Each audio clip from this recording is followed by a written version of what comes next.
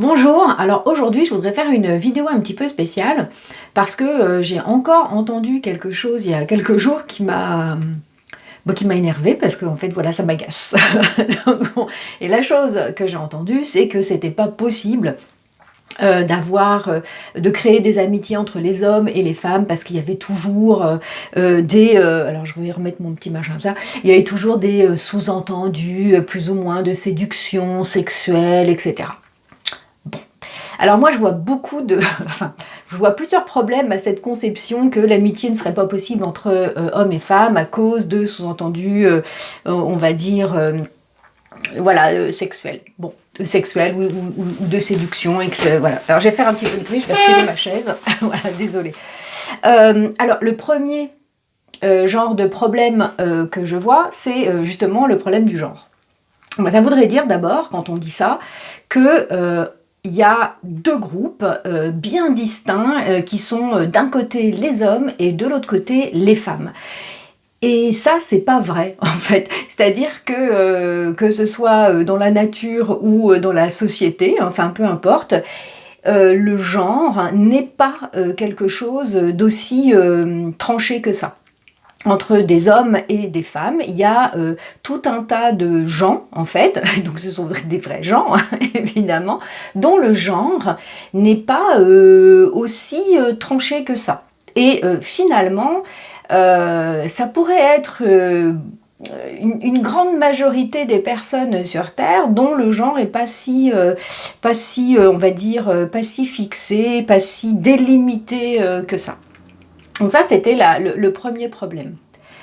Le deuxième problème, ça voudrait dire que finalement, comment dire, que l'hétérosexualité, ça serait le modèle à suivre et que tout le monde serait hétérosexuel. C'est-à-dire que c'est-à-dire qu'on aurait tous des attirances pour des gens qui seraient de l'autre genre. Vous voyez, c'est cet autre genre qui est dans un groupe très distinct d'une autre. Et ça, c'est pas vrai non plus. C'est-à-dire qu'entre l'hétérosexualité et l'homosexualité, c'est pareil, c'est un continuum, hein, tout comme le genre. Et il y a même des gens qui sont asexuels. Enfin bon, il existe dans la nature de l'homme, de l'être humain, de la femme, de l'être humain, des tas de possibilités différentes d'envisager la sexualité. Donc, ça déjà, c'est des petits problèmes. Et puis la troisième catégorie de problèmes, de choses dont j'aimerais parler, c'est la conception qu'on a de l'amitié, en fait. Donc tout dépend de comment vous concevez l'amitié. Soit tous les gens que vous rencontrez un petit peu, etc., qui sont pour moi en tout cas, des connaissances ou des potes, etc., font partie de vos amis. Voilà. Soit vous avez des amis, alors IS, IES, on s'en fiche, hein, confère ce que je viens de dire sur le homme-femme, sur hétéro-homosexualité, voilà. Soit vous avez quelques amis, on va dire un petit pool de copains-copines, de potes, comme ça au moins c'est pas genré. Et puis une grande, on va dire, catégorie avec des gens donc, que vous connaissez juste comme ça, mais avec lesquels vous n'avez pas construit de relation d'amitié.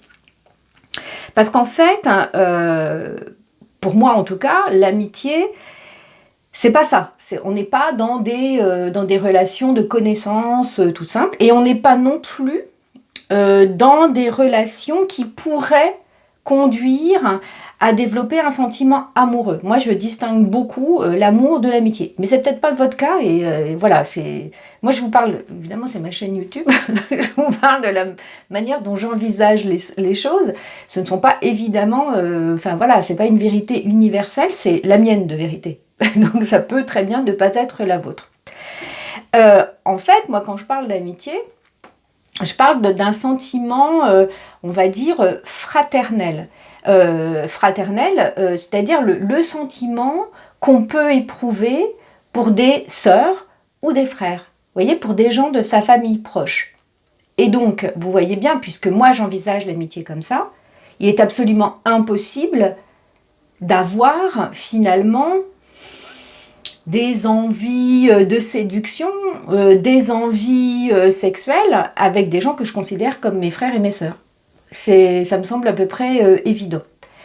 Mais vous pourriez avoir une conception différente.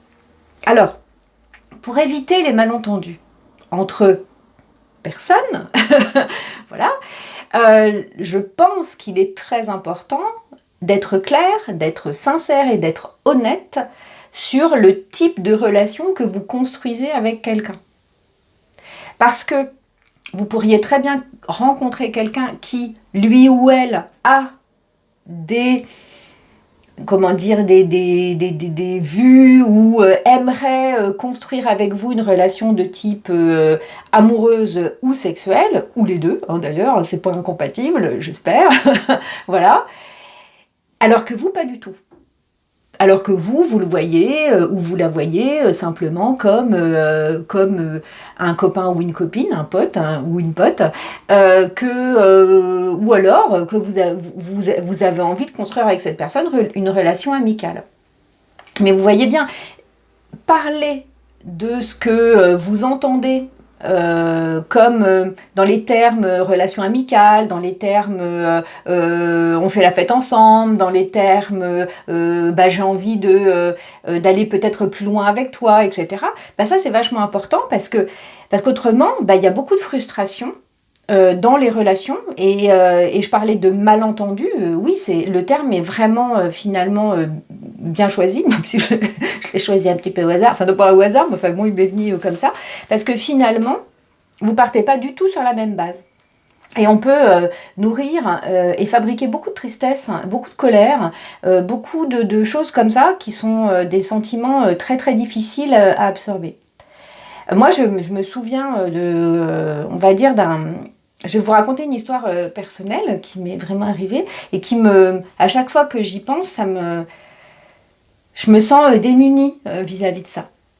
Lorsque j'étais adolescente, j'avais mon meilleur ami, il s'appelait Pierre, en fait, je l'adorais. Je l'adorais, je le trouvais formidable, je lui racontais, oui, c'était mon confident, donc je lui racontais mes histoires de cœur, oui, enfin, tout ça, je lui racontais tout, quoi, voilà. Et Pierre, lorsque, après, moi je suis partie du lycée, je suis partie à l'université dans une ville, lui il est parti ailleurs, on s'est complètement perdu de vue. À l'époque, vous savez, il n'y avait pas les portables, il n'y avait pas Internet, il n'y avait pas tout ça, et c'était pas si facile que ça que de garder finalement, de garder un lien. Et je l'ai revu, je devais avoir une quarantaine d'années, donc plus de 20 ans après. Et alors il m'a avoué quelque chose, c'est que pendant toute notre adolescence, en fait, lui, il était amoureux de moi. Et c'est horrible, en fait. Parce qu'il a dû souffrir en silence pendant toute cette période de sa vie. Parce que lui, il était amoureux et que c'était pas du tout réciproque. Parce que moi, je le voyais comme un ami, en fait. Et uniquement comme un ami. Et à chaque fois que j'y pense, là, j'ai un peu les larmes aux yeux. Parce que je sais que malgré moi, je lui ai fait du mal. Je voulais pas du tout, voilà. Et si j'avais su ce qu'il nourrissait comme sentiment à mon égard, j'aurais fait plus attention. Peut-être même que ça m'aurait donné envie de nourrir ce genre de sentiment à son égard, je sais pas. En tout cas, de repenser à ça, à chaque fois, ça me remplit de tristesse pour le jeune adolescent qu'il était, qui était quelqu'un que j'adorais, que je trouvais vraiment formidable et qui doit toujours être un adulte formidable. On ne s'est pas revus depuis.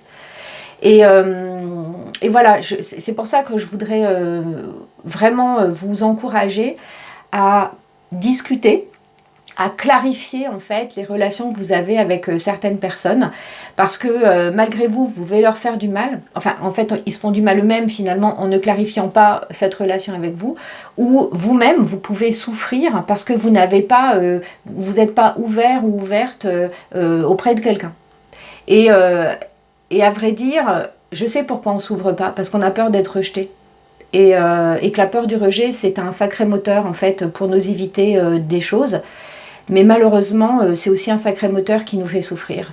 Donc je pense que parfois, il vaut mieux se prendre une claque, claire et nette, et puis pour pouvoir passer à autre chose, plutôt que de ronger son frein et puis d'être malheureux dans son coin.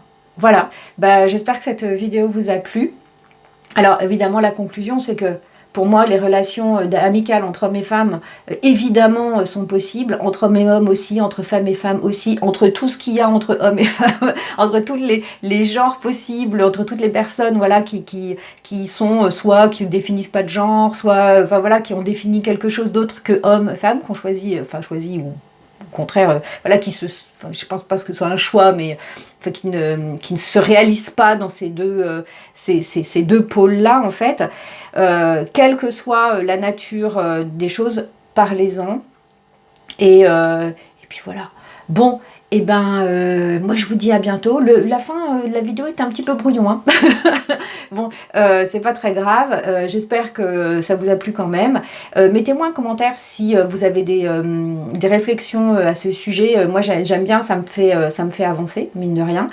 Et puis autre chose, abonnez-vous, hein, je fais des tas de vidéos sur bah voilà, le célibat, avoir 50 ans, comment dire, traverser la ménopause ou l'andropause, hein, c'est pas si facile que ça. Et puis aussi des vidéos sur la reconversion professionnelle. Voilà, je vous dis à très bientôt. Salut!